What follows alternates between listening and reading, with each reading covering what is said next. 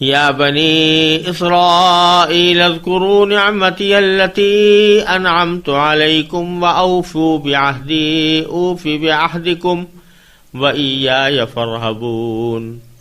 وآمنوا بما أنزلت مصدقا لما معكم ولا تكونوا أول كافر به ولا تشتروا بآياتي ثمنا قليلا وإياي فاتقون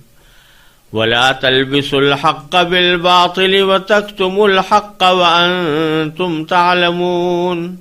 وأقيموا الصلاة وآتوا الزكاة واركعوا مع الراكعين أتأمرون الناس بالبر وتنسون أنفسكم وأنتم تتلون الكتاب أفلا تعقلون واستعينوا بالصبر والصلاة وإنها لكبيرة إلا على الخاشعين الذين يظنون أنهم ملاقو ربهم وأنهم إليه راجعون۔ اے بنی اسرائیل، میری وہ نعمت یاد کرو جو میں نے تم کو عطا کی تھی، اور تم مجھ سے کیا ہوا عہد پورا کرو تاکہ میں بھی تم سے کیا ہوا عہد پورا کروں، اور تم کسی اور سے نہیں بلکہ صرف مجھی سے ڈرو، اور جو کلام میں نے نازل کیا ہے اس پر ایمان لاؤ، جبکہ وہ اس کتاب یعنی تورات کی تصدیق بھی کر رہا ہے جو تمہارے پاس ہے، اور تم ہی سب سے پہلے اس کے منکر نہ بن جاؤ، اور میری آیتوں کو معمولی سی قیمت لے کر نہ بیچو، اور کسی اور کے بجائے صرف میرا خوف دل میں رکھو، اور حق کو باطل کے ساتھ گڑبڑ نہ کرو، اور نہ حق بات کو چھپاؤ جبکہ اصل حقیقت تم اچھی طرح جانتے ہو، اور نماز قائم کرو اور زکوٰۃ ادا کرو، اور رکوع کرنے والوں کے ساتھ رکوع کرو۔ کیا تم دوسرے لوگوں کو تو نیکی کا حکم دیتے ہو اور خود اپنے آپ کو بھول جاتے ہو، حالانکہ تم کتاب کی تلاوت بھی کرتے ہو؟ کیا تمہیں اتنی بھی سمجھ نہیں؟ اور صبر اور نماز سے مدد حاصل کرو۔ نماز بھاری ضرور معلوم ہوتی ہے، مگر ان لوگوں کو نہیں جو خشوع یعنی دھیان اور عاجزی سے پڑھتے ہیں، جو اس بات کا خیال رکھتے ہیں کہ وہ اپنے پروردگار سے ملنے والے ہیں اور ان کو اسی کی طرف لوٹ کر جانا ہے۔ بنو اسرائیل سے جو طویل خطاب سورہ بقرہ میں کیا گیا ہے، یہ اس کا پہلا حصہ ہے، اور اللہ تبارک و تعالیٰ نے اس حصے میں بنی اسرائیل کو خطاب کرتے ہوئے ان کو ملامت سے زیادہ نصیحت اور مشفقانہ دعوت کا اسلوب اس رکوع میں اختیار فرمایا ہے، اور ان کو پیار محبت سے شفقت کے ساتھ دعوت دی ہے کہ تم اپنی سابق حرکتوں سے باز آ کر اب اللہ تبارک و تعالیٰ کے صحیح معنی میں فرما بردار بنو۔ چنانچہ اس رکوع میں جو میں نے ابھی تلاوت کیا ہے، اس میں اللہ تبارک و تعالیٰ نے ان کو ان کے اوپر کی ہوئی نعمتیں یاد دلا کر مختلف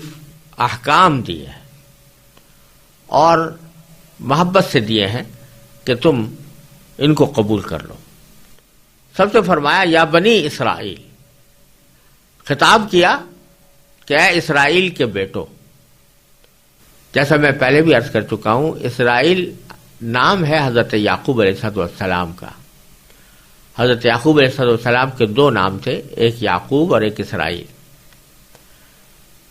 اس میں سے اسرائیل جو ہے، اس لفظ کو یہاں پر استعمال کیا اللہ تعالیٰ نے، حالانکہ خود حضرت اسرائیل علیہ السلام کا نام اللہ تعالیٰ نے دوسری جگہ یعقوب بھی ذکر کیا ہے، وَوَصَّىٰ بِهَا ابراہیم بنیہ ویعقوب، وہاں پر یعقوب کا نام لیا ہے۔ لیکن جب بنی اسرائیل سے خطاب فرمایا ہے تو اسرائیل ہی کا لفظ استعمال کیا، اسرائیل ہی کے نام کو باری تعالیٰ نے اس کام کے لیے منتخب فرمایا کہ ان کے حوالے سے بنو اسرائیل سے خطاب کیا جائے۔ اس کی وجہ یہ ہے بظاہر کہ ان دونوں ناموں میں اسرائیل کے نام میں معنویت زیادہ ہے۔ عبرانی زبان کا لفظ ہے، عبرانی زبان میں ایل اللہ کو کہتے ہیں، اور اسرا کے معنی بندے کے ہوتے ہیں، تو اسرائیل کے معنی ہوئے عبداللہ یعنی اللہ کا بندہ، تو اس میں معنویت زیادہ ہے، اور یہ نام اللہ تعالیٰ کی بندگی پر چونکہ دلالت کر رہا ہے اس لیے اس میں محبوبیت کی شان بھی زیادہ ہے۔ تو جب ان کے بیٹوں کو اللہ تعالیٰ نے خطاب فرمایا تو اس نام کے حوالے سے خطاب کر کے اس میں یہ پہلو موجود ہے کہ تم ایک ایسے شخص کے بیٹے ہو جو اللہ کا کامل اور مکمل بندہ تھا، اور اس نے اللہ کے کامل بندگی کا راستہ اختیار کیا تھا، اس لیے یا بنی اسرائیل یا بنی اسرائیل یہ کئی جگہ متعدد جگہ مقامات پر اللہ تعالیٰ نے اسی طرح استعمال کیا۔ حالانکہ ان کو یا بنی یعقوب بھی کہہ سکتے تھے، لیکن یا بنی اسرائیل کہہ کر یہ خطاب کیا، جس میں ایک شفقت کا بھی پہلو ہے اور ساتھ میں اس بات کا بھی کہ تم جس باپ کے بیٹے ہو اس باپ کی بندگی کا کیا مقام تھا اور تمہیں اس بندگی کو اختیار کرنا چاہیے۔ پھر فرمایا کہ اذکروا نعمتی التی انعمت علیکم، تم اس نعمت کو یاد کرو جو میں نے تم کو عطا کی تھی۔ کیا نعمت؟ وہ نعمتیں کچھ تفصیل کے ساتھ آگے اسی صورت میں آنے والی ہیں، کن کن نعمتوں سے اللہ تعالیٰ نے ان کو سرفراز فرمایا تھا، لیکن یہاں صیغہ مفرد کا استعمال ہوا ہے کہ میں نے تم پر جو نعمت دی تھی،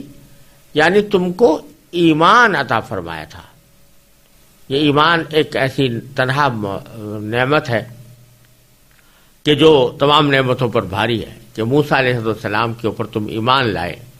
اور موسیٰ علیہ السلام کے تم امتی بنے، تو اس نعمت کو یاد کرو۔ اور اس کے اندر اگرچہ لفظ مفرد کا ہے، دوسری نعمتیں بھی شامل ہو سکتی ہیں جن کی تفصیل اور توضیح آگے اسی صورت میں آنے والی ہے۔ پھر دوسرا حکم یہ دیا کہ وَأَوْفُوا بِعَهْدِي، تم میرے ساتھ کیے ہوئے عہد کو پورا کرو، یعنی تم نے مجھ سے جو عہد کیا تھا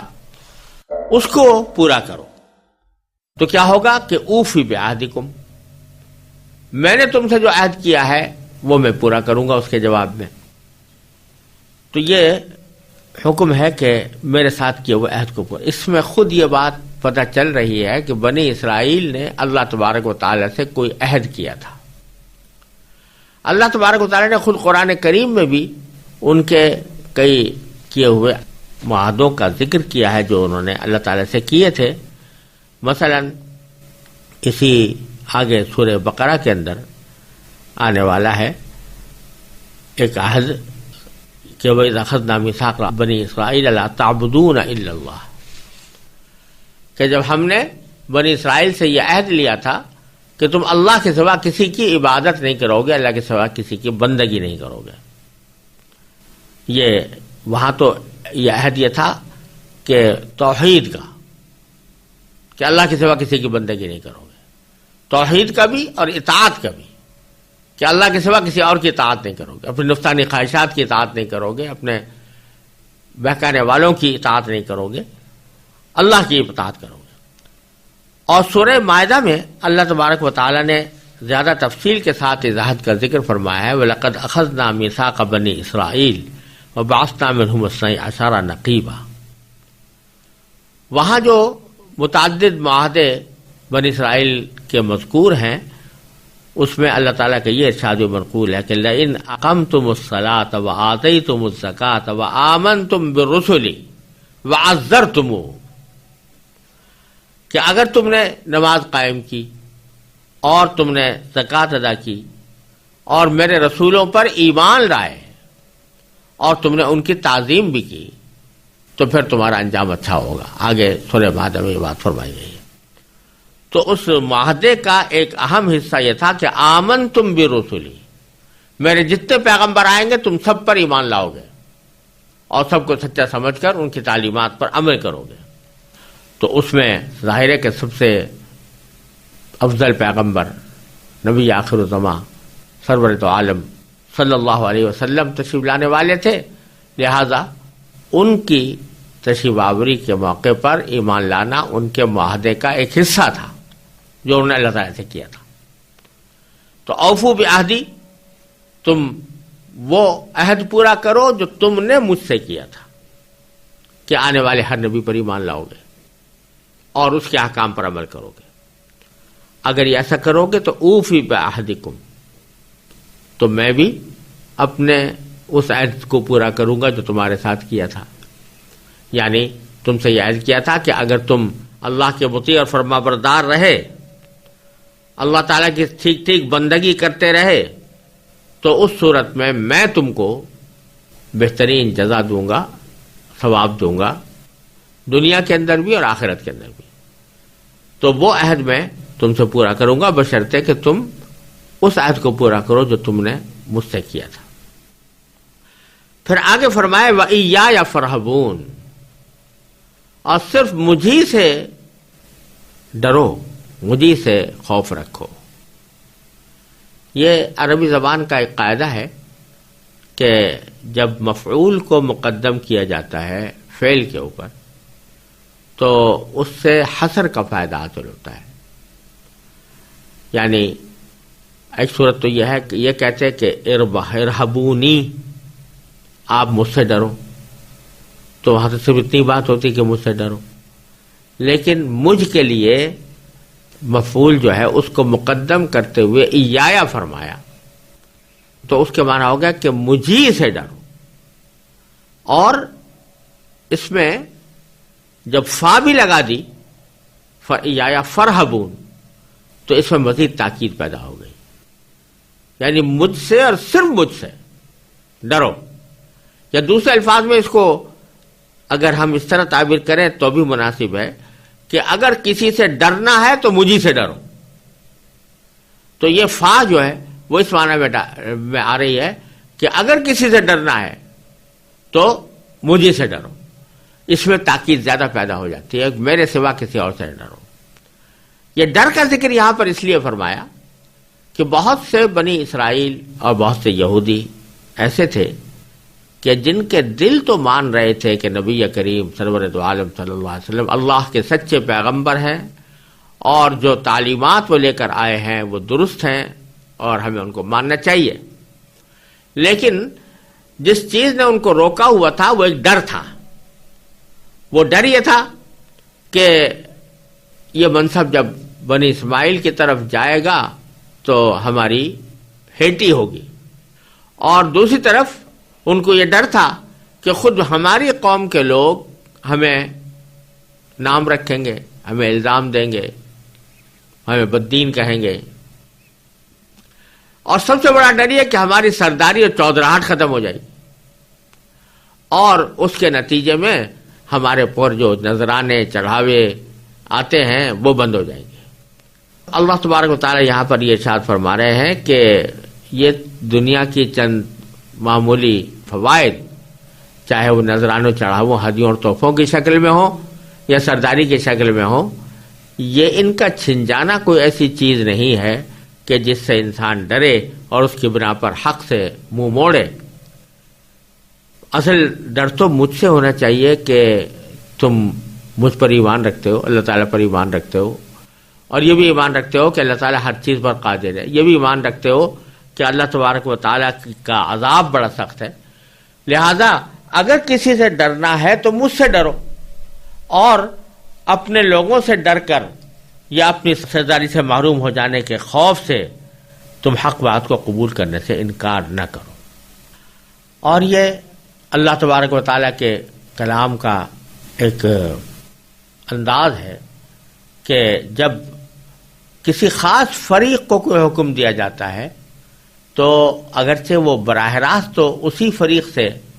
خطاب ہوتا ہے لیکن حکم عام ہوتا ہے. تو اوفو بعہدی اوفی بعہدکم، یہ اگرچہ یہاں پر خطاب بنی اسرائیل سے ہے لیکن اس میں ساری دنیا سے خطاب بھی ہے اور ہم سے خطاب بھی ہے، جس کا مطلب یہ ہے کہ تم جو عہد کر چکے ہو اللہ تبارک و تعالیٰ سے اس کو پورا کرو. اور اللہ تعالیٰ سے عہد انسان کر چکا ہے،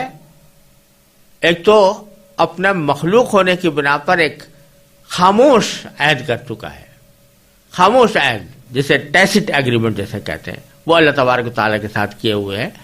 کہ میں بندہ ہوں اور وہ میرا خالق ہے، لہذا میں اس کے ہر حکم مانوں گا. اور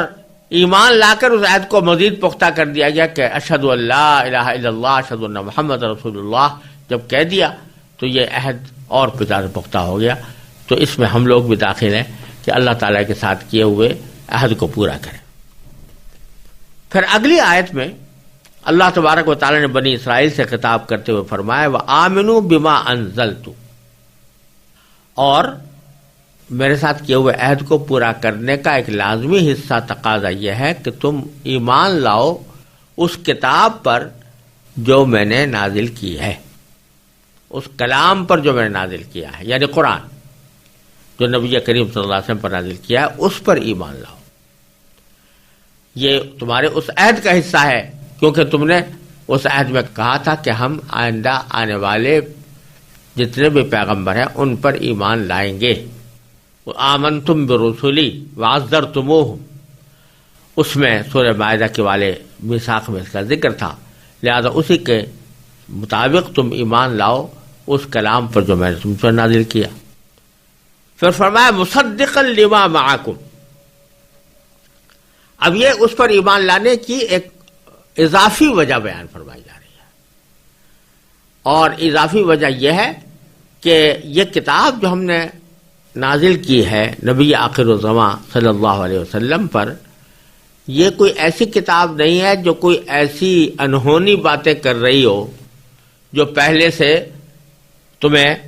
معلوم نہ ہو یا جن کو تم پہلے درست نہ سمجھتے ہو. یہ تصدیق کر رہی ہے ان باتوں کی جو تمہارے ساتھ موجود کتاب یعنی تورات میں موجود تھی. کیا معنی کہ قرآن کریم جو اللہ تعالیٰ نے نازل کیا ہے یہ کوئی ایسا قرآن نہیں ہے کہ جو یہ کہتا ہو کہ بھئی تورات کوئی چیز نہیں تھی، انجیل کوئی چیز نہیں تھی، اور پہلے کوئی آسمانی کتاب نازل نہیں ہوئی تھی، یا تورات کی دعوت بنیادی دعوت کچھ اور ہو اور قرآن کی بنیادی دعوت کچھ اور ہو. ایسا نہیں ہے، بلکہ یہ جو تمہارے پاس کتاب موجود ہے تورات، اور جس کو تم مانتے ہو کہ آسمانی کتاب ہے، اس کتاب کے اندر جو باتیں لکھی گئی ہیں قرآن ان میں سے بہت سی باتوں کی تصدیق کر رہا ہے.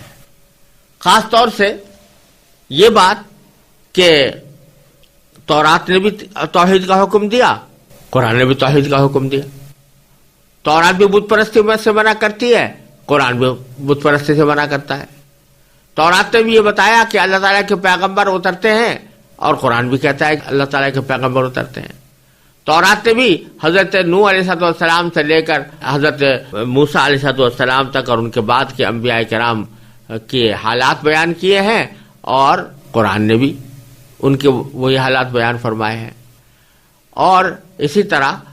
تورات میں بھی آخرت کا ذکر ہے، اور قرآن کریم بھی آخرت کو مانتا ہے اور آخرت کی بھلائی کی دعوت دیتا ہے. اور سب سے بڑی بات یہ کہ تورات میں اللہ تبارک و تعالیٰ نے نبی کریم نبی آخر الزمان صلی اللہ علیہ وسلم کی تشریف آوری کی واضح نشانیاں بتائی ہیں، واضح خبر دی ہے کہ ایک نبی آخر میں آئیں گے، ان کے یہ اوصاف ہوں گے. تورات کی متعدد صحیفوں میں آج بھی باوجود تحریف کے وہ بشارتیں موجود ہیں. تو نبی کریم صلی اللہ علیہ وسلم جب کوئی قرآن کریم کی آیت نازل ہوتی ہے یا نبی کریم صلی اللہ علیہ وسلم اپنی رسالت کا اعلان فرماتے ہیں، تو یہ در حقیقت تورات کی ان باتوں کی تصدیق ہوتی ہے جن میں نبی آخر الزمان کی پیشین گوئی کی گئی ہے. تو یہ تصدیق کر رہی ہے اس کتاب کی جو تمہارے ساتھ ہے. تو ان معنی میں تصدیق کر رہی ہے. یہاں یہ اچھی طرح سمجھ لینا چاہیے کہ اس کا مطلب یہ نہیں ہے کہ یہودیوں کے پاس جو کتاب تھی جس کو وہ تورات کہیں یا تالمود کہیں یا مشنا کہیں، جو کچھ بھی نام دیں اس کا، اس کی قرآن تصدیق کر رہا ہے کہ وہ ساری کی ساری صحیح ہے۔ وجہ اس کی یہ ہے کہ خود قرآن کریم نے ہی متعدد مقامات پر اور خود ہی اسی سورہ بقرہ میں بنی اسرائیل سے خطاب کرتے ہوئے آگے آنے والا ہے، جگہ جگہ یہ اعلان فرمایا ہے کہ یہودیوں نے اس کتاب کو اپنی اصل صورت میں باقی نہیں رکھا جو ان حضرت موسیٰ علیہ السلام پر نازل کی گئی تھی، بلکہ اس میں جگہ جگہ تعریفیں کی ہیں۔ اور اسی آیت میں آگے آ رہا ہے کہ تم اللہ کی آیتوں کو تھوڑی سی قیمت لے کر مت بیچا کرو۔ تو آگے بھی قرآن کریم نے جگہ جگہ اس بات کا ذکر کیا ہے کہ انہوں نے تحریف کی ہے، اس کو بگاڑا ہے، اس کو اصل صورت میں باقی نہیں رکھا۔ تو جب قرآن یہ کہہ رہا ہے کہ انہوں نے اس کو بگاڑا ہے، تو یہ مطلب اس کا ہرگز نہیں ہو سکتا کہ ایک طرف تو کہہ رہا ہے کہ بگاڑا ہے اور تعریف کی ہے، اور دوسری طرف یہ کہے کہ یہ ساری کتاب جو کچھ بھی یہ دکھا رہے ہیں یہ ساری کی ساری سچ ہے اور ہم اس کی تصدیق کرتے ہیں۔ لہذا دونوں باتیں ایک ساتھ جمع نہیں ہو سکتی، لہذا دونوں کا ملا کر جو نتیجہ نکلتا ہے وہ یہ کہ اگرچہ انہوں نے بہت ساری تعریفات کر لی ہیں اور کتاب کو بدل دیا ہے، بگاڑ کر رکھ دیا ہے، اس کے باوجود اس میں کچھ صحیح باتیں بھی ہیں، کچھ نہیں اچھی خاصی صحیح باتیں ہیں، اور قرآن کریم ان صحیح باتوں کی تصدیق کرتا ہے، اور ساتھ ساتھ اس میں نبی آخر الزماں کی پیشین گوئی کی جو باتیں کی گئی ہیں، جو اشارے دیے گئے ہیں، بلکہ صراحت کے ساتھ موجود ہیں۔ تو یہ قرآن ان کی تصدیق کر رہا ہے اور ان کو سچا کر کے دکھا رہا ہے کہ دیکھو یہ پیشین گوئی جو کی تھی وہ اس طرح سچی ہوئی کہ نبی کریم صلی اللہ علیہ وسلم تشریف لائے اور آپ پر قرآن کریم نازل ہوا۔ یہ معنی ہے مصدق لما معکم کے۔ یہ جملہ بکثرت آگے آئے گا، اور قرآن کریم میں متعدد مقامات پر جہاں تورات کا یا انجیل کا ذکر آیا ہے وہاں یہ جملہ موجود ہے، مصدق لما معکم۔ اس کا مطلب یہی ہے جو میں نے ابھی عرض کیا کہ اس کی بنیادی دعوت تورات کی اور انجیل کی جو بنیادی دعوت تھی اس کی تصدیق کرتا ہے، اور اس کے اندر جو نبی آخر الزماں کی تشریف آوری کی بشارتیں دی گئی تھیں ان کی تصدیق کرتا ہے اور ان کا مصداق بنتا ہے۔ تو یہ ایک دوسرا ایک اضافی عامل ہے کہ جو یہودیوں کو ایمان کی طرف راغب کرنے کے لیے اللہ تعالیٰ نے یہاں پر استعمال فرمایا کہ اگر کوئی ایسی کتاب آئی ہوتی جس نے تمہاری آسمانی کتاب کو بالکل ہی سرے سے ریجیکٹ کر دیا ہوتا اور یہ کہہ دیا ہوتا کہ ہم اس کی کوئی بات نہیں مانتے، اور ایک اس کے علاوہ کوئی نئے عقیدے نئی تعلیمات لے کر آتی، تو پھر تو کوئی وجہ تھی کہ تم اس کا انکار کرتے۔ لیکن یہ ایسی کتاب نازل ہوئی ہے کہ جو تمہارے ساتھ موجود کتاب کی یعنی تورات کی تصدیق کر رہی ہے، تو تمہیں اس کے اوپر اور زیادہ ایمان لانا چاہیے۔ آخر میں فرمایا اسی آیت کے دوران، اسی آیت کے حصے میں کہ وَلَا تَكُونُوا أَوَّلَ كَافِرٍ بِهِ، کہ تم اس کے پہلے ہی سب سے پہلے اس کے منکر نہ بن جاؤ۔ سب سے پہلے اس کے منکر نہ بن جاؤ کہ معنی یہ در حقیقت توجہ اس طرف دلائی جا رہی ہے کہ بت پرستوں کے مقابلے میں تم زیادہ اس بات کے حقدار ہو کہ اس قرآن کو قبول کرو، اس لیے کہ تمہارے پاس آسمانی کتابیں موجود ہیں اور تم مانتے ہو کہ اللہ تعالیٰ پیغمبر بھیجتے رہے ہیں، تم مانتے ہو کہ اللہ تعالیٰ کتابیں نازل کرتے رہے ہیں، تم مانتے ہو کہ تورات برحق ہے اور اسی تورات کے اندر نبی آخر الزماں کی پیشین گوئی بھی درست ہے، لہذا تمہیں تو سب سے پہلے آگے بڑھ کر یہ ایمان قبول کرنا چاہیے تھا۔ لیکن ہو یہ رہا ہے کہ بت پرستوں کی تو بہت بڑی تعداد ایمان لا چکی ہے اور تم ابھی تک پیچھے پڑے ہو،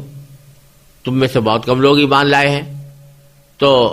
تم گویا عملاً صورتحال یہ پیدا ہو رہی ہے کہ سب سے پہلے انکار کرنے والے تم بن رہے ہو، جبکہ سب سے پہلے انکار کرنے والے بت پرست ہونے چاہیے تھے، لیکن تم سب سے پہلے انکار کرنے والے بن رہے ہو۔ یہ تمہارے لیے بہت ہی بری بات ہے، تو ایسا نہ کرو، اور تم بجائے سب سے پہلے کافر بننے کے سب سے پہلے مسلم بنو اور اس ایمان کی تصدیق کرو، اس قرآن کریم کی تصدیق کرو۔ پھر فرمایا وَلَا تَشْتَرُوا بِآيَاتِي ثَمَنًا قَلِيلًا، اور میری آیتوں کو تھوڑی سی قیمت لے کر مت بیچا کرو۔ بیچنے سے مراد در حقیقت یہ ہے یہاں پر کہ بعض اوقات یہودی کے بعض نابدعنوان قسم کے رہنما یہ کام کرتے تھے کہ اگر کسی کو کوئی مسئلہ پوچھنا ہے اور وہ چاہتا ہے کہ اس کے اپنی مرضی کے مطابق اس کا جواب مل جائے، تو یہ لوگ تورات کی ایسی معنوی تحریف کر کے اس کے ایسے معنی بیان کرتے تھے، ایسے تشریح کرتے تھے جو اس آدمی کے حق میں چلی جائے، اور اس کے لیے وہ ان سے رشوت لیتے تھے۔ کہتے تھے بھئی اگر تم اتنے پیسے دو تو پھر میں تمہارا معاملہ حل کرا دوں گا اور تورات کی ایسی تشریح کروں گا کہ جس کے نتیجے میں تمہارا معاملہ درست ہو جائے، تمہارے حق میں فیصلہ ہو جائے۔ تو اس رشوت لے کر تورات کی معنوی تحریف کو اللہ تعالیٰ نے یہاں بیچنے سے تعبیر کیا کہ آیتوں کو بیچ رہے ہو تھوڑی سی قیمت لے کر۔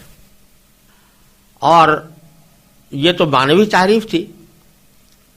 کہا جاتا ہے کہ بعض جگہ پر لفظی تحریف بھی رشوت کی خاطر کی گئی ہے، معمولی سی قیمت کی خاطر۔ تو دونوں ہی باتیں ہو سکتی ہیں، تعریف معنوی بھی اور تعریف لفظی بھی وہ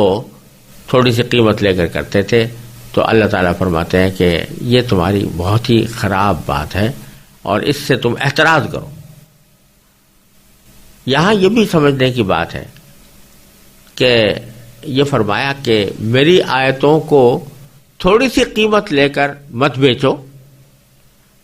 تو بظاہر تو اس کا اگر مفہوم مخالف لیا جائے تو یہ نکلتا ہے کہ اگر زیادہ قیمت میں بیچو تو بیچ سکتے ہو، لیکن ظاہر ہے کہ محاورات کے لحاظ سے یہ معنی کبھی کوئی شخص، کوئی عقل مند شخص مجھ سے مراد نہیں لے سکتا۔ اصل میں مقصود تو یہ ہے کہ جتنی بھی قیمت لوگے وہ حقیقت بہت تھوڑی ہوگی اس عذاب کے مقابلے میں جو اس تحریف کا اللہ تعالی نے مقرر کیا ہے، اس کے مقابلے میں جو قیمت بھی لوگے وہ تھوڑی ہوگی۔ لہذا یہاں یہ بات سمجھ لینی چاہیے کہ بعض اوقات قرآن کریم کوئی الفاظ کسی جگہ پر بڑھاتا ہے تو کسی عمل کی شناخت، قباحت اور اس کی برائی کو زیادہ واضح طور پر بیان کرنے کے لیے کچھ الفاظ بڑھاتا ہے۔ وہ اس کی قید اعتراضی نہیں ہوتے، یعنی یہ مطلب نہیں ہوتا کہ اگر وہ صفت نہ پائی جائے تو حکم بدل جائے گا۔ تو یہ بھی اسی میں سے ہے، لا تشتروا بآیاتی ثمنا قلیلا، میری آیتوں کو تھوڑی سی قیمت لے کر نہ بیچو۔ یہ بالکل ایسا ہی ہے جیسے دوسری جگہ فرمایا یا ایھا الذین آمنوا لا تأکلوا الربا اضعافا مضاعفا، کیا ایمان والو تم سود نہ کھاؤ دو چند کر کے یا دگنا چوگنا کر کے مت کھاؤ۔ اس کا مطلب یہ نہیں ہے کہ دگنا چوگنا اگر نہیں ہوگا تو سود جائز ہو جائے گا، بلکہ مطلب یہ ہے کہ یہ اتنی خراب بات ہے، اس کی خرابی کو، اس کی شناخت اور قباحت کو ظاہر کرنے کے لیے یہ بڑھایا گیا۔ اسی طرح یہاں پر بھی لا تشتروا بآیاتی ثمنا قلیلا ہے۔ اور پھر دوبارہ فرمایا وإیایا فاتقون، اور پھر مجھی سے ڈرو۔ پہلی جگہ فرحبون فرمایا تھا اور دوسری جگہ فتقون فرمایا ہے۔ لفظی ترجمہ اگر دیکھا جائے اردو میں ہمارے پاس کوئی اور لفظ نہیں ہے، دونوں جگہ رہب کا ترجمہ بھی خوف اور اتقاء کا ترجمہ بھی خوف، لیکن دونوں میں فرق یہ ہے کہ رہب جس کے لیے بولا جاتا ہے وہ ایسا خوف ہے بس دل میں خوف بیٹھا ہوا ہے انسان کے، رعب مسلط ہے، وہ تو رہب ہے۔ اور اتقاء وہ خوف ہے جس میں ساتھ ہی کوئی احتیاطی تدبیر بھی شامل ہو،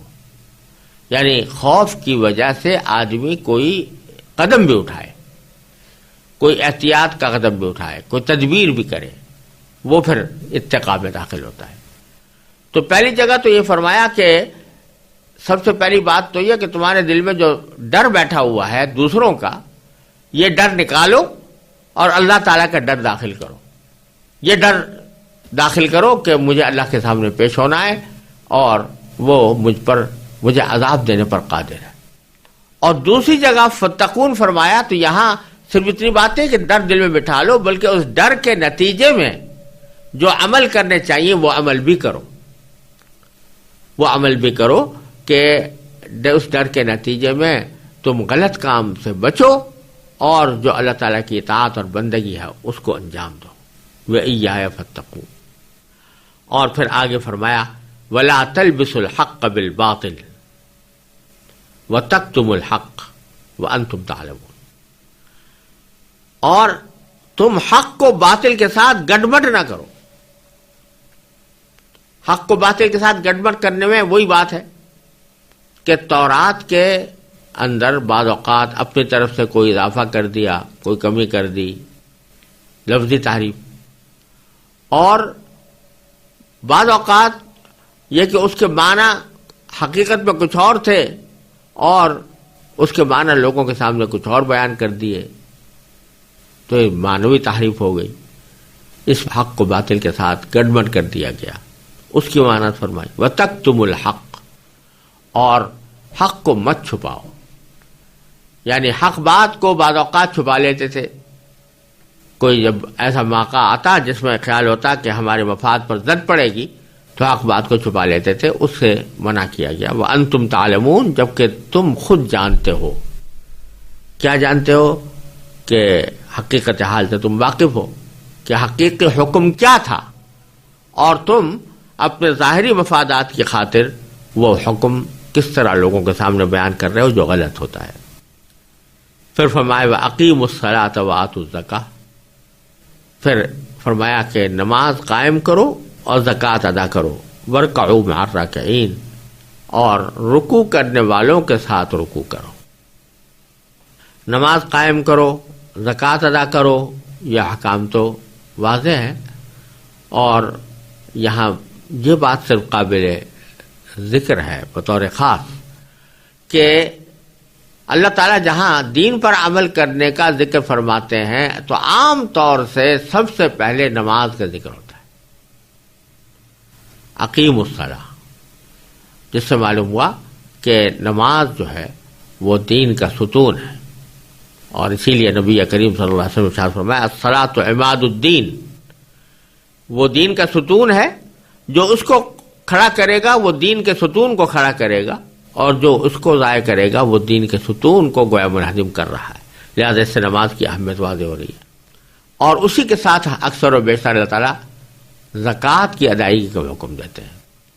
تو اس کے ساتھ ہی پھر فرمایا وَارْكَعُوا مَعَ الرَّاكِعِينَ. تم رکوع کرنے والوں کے ساتھ رکوع کرو. بعض مفسرین نے اس جگہ یہ فرمایا کہ یہودی جو نماز پڑھتے تھے اس میں رکوع نہیں ہوتا تھا، تو اس لیے اللہ تعالیٰ نے خاص طور پر یہ فرمایا کہ ارکعوا مع الراکعین. یہ بات ہو سکتی ہے کہ یہ وجہ ہو، لیکن بنیادی بات یہ ہے کہ جماعت کی نماز کی اس میں تاکید کی گئی ہے. مقصود یہ ہے کہ نماز پڑھنا ہی مقصود نہیں ہے کہ انفرادی طور پر انسان نماز پڑھ لے، بلکہ وہ جماعت کے ساتھ ہونی چاہیے. ارکعوا مع الراکعین. جہاں اور لوگ رکوع کر رہے ہیں وہاں تم بھی رکوع کرو، یعنی جماعت کے ساتھ پڑھو. اسی لیے جماعت کے بارے میں کہا گیا ہے کہ وہ سنت موقدہ قریب بواجب ہے.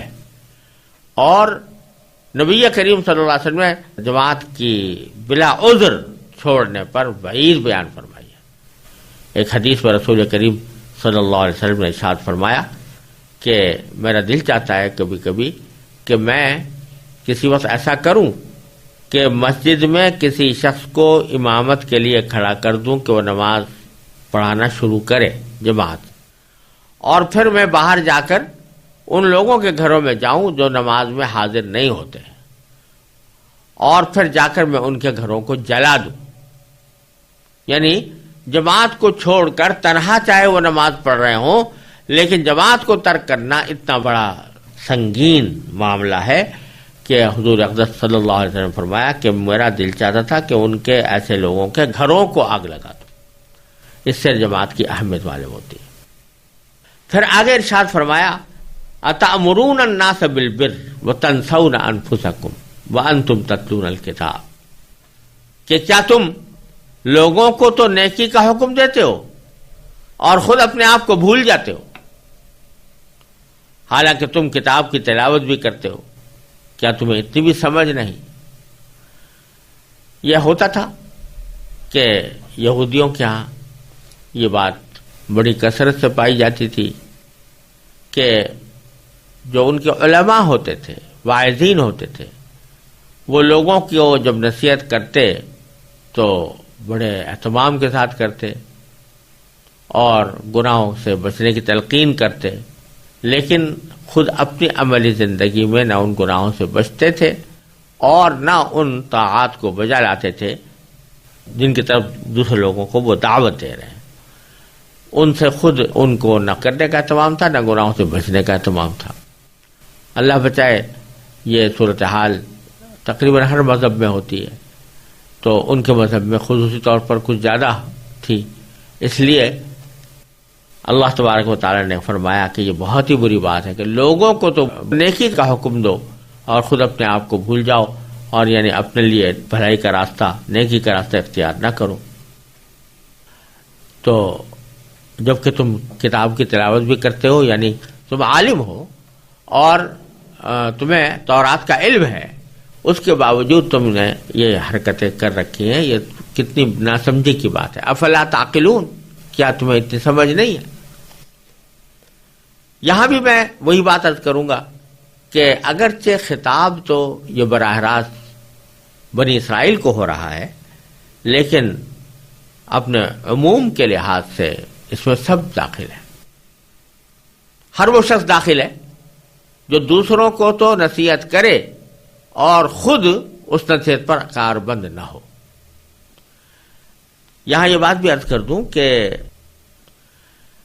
یہ لوگوں میں مشہور یہ ہے کہ جو شخص خود بے عمل ہو وہ دوسروں کو نصیحت نہ کرے، یہ بات صحیح نہیں ہے، بلکہ صحیح بات یہ ہے کہ جو شخص نصیحت کرتا ہے اسے عمل ضرور کرنا چاہیے۔ یعنی ملامت اس کی نصیحت پر نہیں ہے، ملامت اس کے عمل نہ کرنے پر ہے۔ لہذا اس کا مطلب یہ ہے کہ جب کوئی شخص دوسروں کو دعوت دے رہا ہے، اچھے کام کی طرف دعوت دے رہا ہے، تو دعوت دینا تو برحق ہے اور اس کو انشاءاللہ اس پر اجر و ثواب بھی اس کو ملے گا، لیکن اس کے بعد جب وہ اپنے آپ کو بھول جاتا ہے، یعنی خود اپنے طور پر اپنی زندگی میں اس پر عمل نہیں کرتا، تو یہ ہے خرابی کی بات اور یہ ہے گناہ کا کام، تو اس کا گناہ زیادہ بڑھ جاتا ہے۔ ایک آدمی ہے جو کوئی مبلغ نہیں ہے، داعی نہیں ہے، کوئی پیشوا نہیں ہے، کوئی مقتدی نہیں ہے، کوئی دینی رہبر نہیں ہے، اور وہ کوئی غلطی کرتا ہے تو گناہ تو اس کو بھی ہے، لیکن ایک شخص پیشوا ہے، دینی رہنما ہے، مبلغ ہے، داعی ہے، لوگ اس کو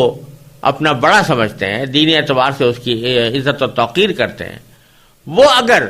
ان باتوں کی خلاف ورزی کرے کہ جو دوسروں کو جس سے وہ روک رہا ہے، تو یہ بڑی خطرناک بات ہے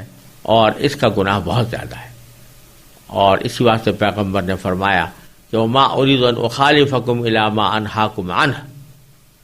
کہ میں ایسا نہیں چاہتا کہ جس چیز سے میں تمہیں روک رہا ہوں تمہارے جانے کے بعد تمہارے پیچھے میں وہ خود وہ کام کرنا شروع کر دوں۔ تو پیغمبر اس سے اعتراض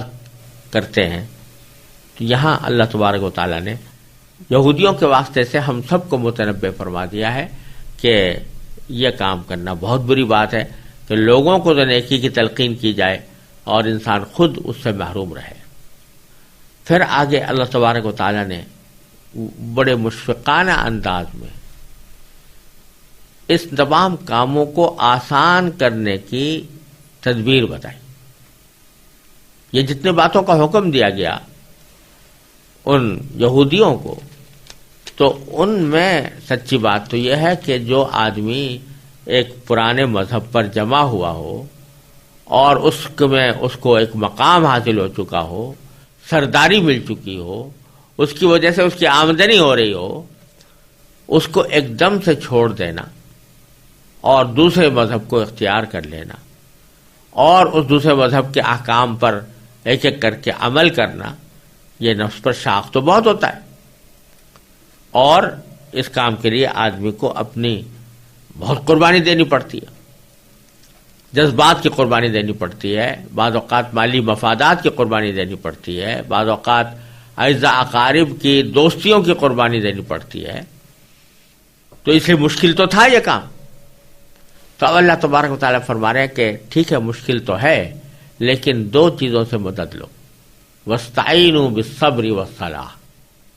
مدد لو صبر سے اور نماز سے۔ کیا معنی؟ کہ جب تمہیں بہت مشکل لگ رہی ہے کہ میں اپنے اس پرانے طرز عمل کو کیسے چھوڑوں، اور مجھے اس میں بڑی مشقت معلوم ہو رہی ہے، میرے مفادات کا نقصان ہو رہا ہے، تو اس وقت میں دو چیزوں کا تصور کرو۔ ایک یہ کہ صبر کرو۔ صبر کے معنی ہوتے ہیں کہ ناگوار بات کو برداشت کرنا۔ اشارہ اس طرف ہے کہ صبر تو انسان کو کہیں نہ کہیں دنیا میں کرنا ہی پڑتا ہے، کیونکہ دنیا کا کوئی انسان ایسا نہیں ہے جس کی ہر خواہش پوری ہو جاتی ہو، چاہے وہ کتنا بڑا صاحب اقتدار ہو، چاہے وہ کتنا بڑا عالم ہو، چاہے وہ کتنا بڑا پیشوا ہو، ایسا نہیں ہوتا کہ اس کی ہر خواہش پوری ہو۔ ایسا نہیں ہوتا کہ کسی بھی انسان کو خلاف طبیعت معاملات پیش نہ آئیں، ناگوار باتیں سامنے نہ آئیں۔ ناگوار باتیں آتی ہیں، خلاف طبیعت امور پیش آتے ہیں، لیکن آدمی پھر اس کے سوا اس کے پاس چارہ نہیں ہوتا کہ وہ صبر کرے،